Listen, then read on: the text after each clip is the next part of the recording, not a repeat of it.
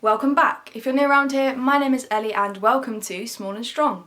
Today I'm going to do a sit down video for you guys. I've got Missy here. She's just going to be walking through. Here she is. This is Missy, my little kitten, and she just enjoys being around and about. And I'm not going to be here for a few days, so I just thought I'd let her be in the video with me. But today's video is a sit down video and I'm going to be talking to you guys about what it's like to live everyday life having Ehlers Danlos Syndrome, or EDS as I'm going to call it for the rest of the video.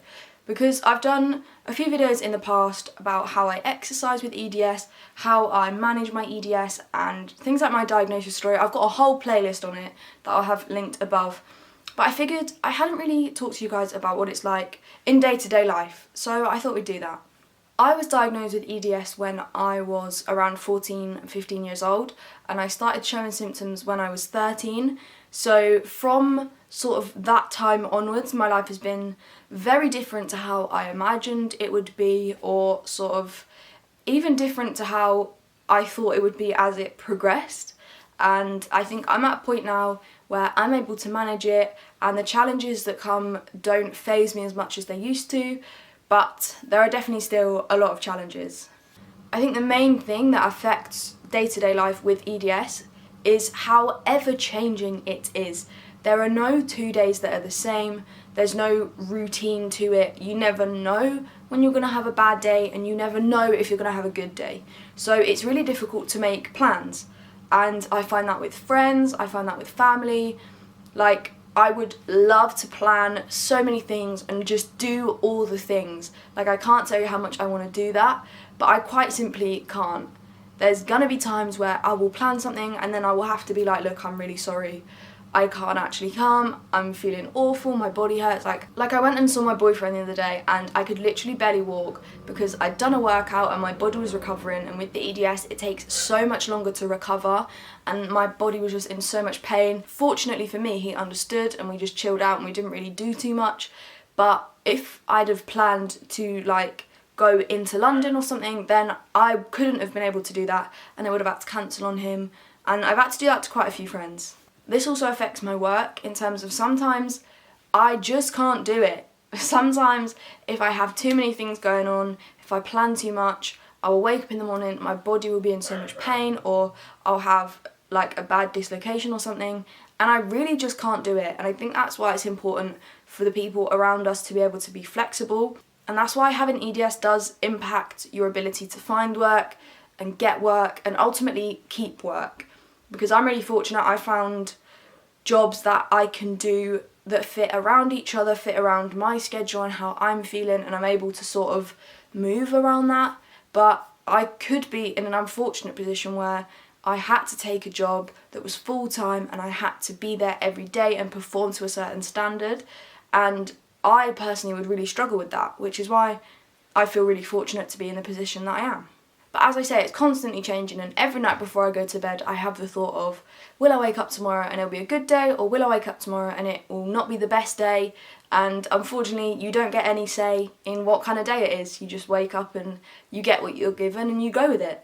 One of the main symptoms of EDS that most people live with is pain of some sort. For a lot of people it's joint pain, for some people it's like bone pain, muscular pain. There's so many different types of pain and there are so many different frequencies, and like it's just, there's a whole chart about it and it's too much for me to get into. But no matter, for me personally, no matter what day it is, you will catch me in some sort of pain. There will be days when I wake up and the first thing I think about is I need to take my painkillers. There'll be some days where I'm like, no, I can handle it and I'll go without. But there is always some level of pain. That could be because I've dislocated a joint and it's hurting, or that could literally just be because. Like, there doesn't actually have to be a reason. It's just one of those things where if it's gonna happen, it's gonna happen and you've got to get on with it. Like today, I'm sitting here right now, I can tell you my right leg, the whole thing's hurting, my knee, my hip, my left shoulder's hurting because I did physio yesterday, and for some reason this elbow and the muscles in this arm are feeling really tight and tense today, and I don't know why, that's just how I woke up and that's what I've been given today. And then tomorrow I'll probably wake up and it'll be something different. It'll be my left leg and my right arm, or it's just another thing that's constantly changing. I feel like a common theme in this video is the fact that it's constantly changing, but I actually cannot get across enough. It's constantly changing. EDS has another symptom that comes along with it, which is called brain fog, I believe, and it's very much a term used in the chronic illness community. And there have been some arguments on Twitter recently because it's like being claimed by the able-bodied people. I'm not really involved in that, and I haven't really taken the time to like understand it, so I can't give an opinion on it.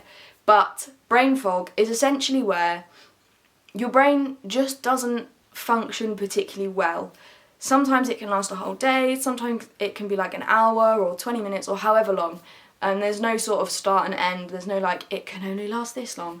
And essentially you're just tired. It's literally like a fog in your head, like nothing is really clear, and like words and sentences and plans, I really can't do it justice. Like, I can't explain it well enough, but that is another thing that just appears. It just appears and it's there, and you like, a lot of the time I'll just go to bed. I'll be like, I can't function, I'm going to bed, and then I'll sleep, and that is how I like get over it and conquer it or whatever.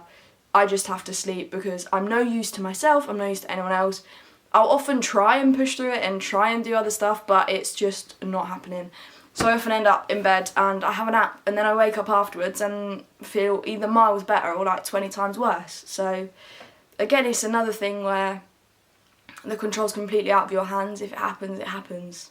I apologise if the lighting's constantly changing in this video. It's because I'm using my window as natural light, and the weather is absolutely atrocious. So the sun's coming in and then it's raining. It's, yeah, the weather's not on my side with this lighting today, I'm gonna be honest. The final thing that comes up most days, and is something that you're sort of always thinking about with EDS, well, I know I am anyway. I know for some people it's not even a symptom, but for a lot of people it is, and that is like blood pressure and blood sugar is very much constantly a thing you've got to think about, because with EDS, a lot of people have things that go along with it that cause them to faint or pass out or whatever, and I'm one of them. So for me, I've got to constantly make sure that there's some food in my system and that I'm not stood up for too long or sat down for too long. In the hospital they do a test where you stand up and they strap you to a bed, and it's like a tilt table test, and they just stand it straight up, and they stand you straight up for like 30 minutes. And if you don't pass out, then great, good for you. But if you do pass out, then you go through more tests and diagnostics and stuff. And I got diagnosed with something that I can't remember, which is really unhelpful. But unfortunately, that's just the way it is. I'll try and remember, I'll tell you guys in another video. But that is why I'm constantly having to be aware of how long I've stood up for, how long I've sat down for, what I've eaten, because passing out can become quite a regular thing for people with EDS, so you just want to try and avoid that. That's all I've got for today's video, but if you've got any other questions about EDS, please feel free to ask them in the comment section down below, or head over to my Instagram, which is at @small_and_strong, and come and join the community over there, and you can ask whatever you like over there. If some questions you have haven't been answered in this video, do go and check out my EDS playlist, because hopefully that can help you if this video hasn't answered your question. But that will be all from me for today's video, and I will see you in the next one.